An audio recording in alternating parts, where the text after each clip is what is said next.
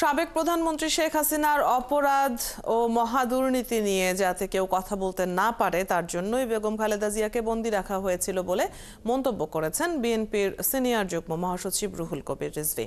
রবিবার নয়াপল্টনে এক অনুষ্ঠানে এসব কথা বলেন রিজভী।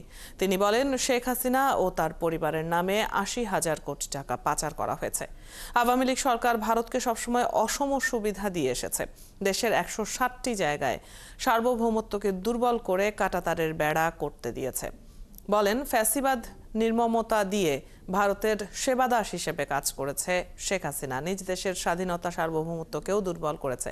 ক্ষমতায় গেলে জুলাই আগস্টে ক্ষতিগ্রস্তদের যোগ্যতা অনুযায়ী চাকরির ব্যবস্থা করবে বিএনপি, তাও বলেন তিনি।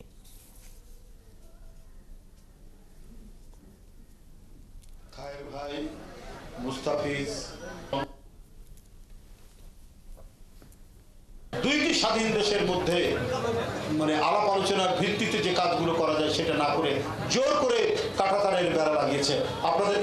আমরা বলে রাখি যে ১৬০টি জায়গায় শেখ হাসিনার শুধুমাত্র সুবিধা দেওয়ার কারণে আমাদের সার্বভৌমত্বকে দুর্বল করে আন্তর্জাতিক যে নিয়ম বিধিবিধান এবং দুই দেশের মধ্যে সময়ে সময়ে যে চুক্তি হয়েছে, আলাপ আলোচনা হয়েছে, সেটাও মানছে না যে শূন্য রেখা থেকে ১৫০ গজ দূরের মধ্যে কোনো উন্নয়ন পরিকল্পনা হবে না, হতে গেলেও দুই দেশের মধ্যে আলাপ আলোচনা করতে হবে।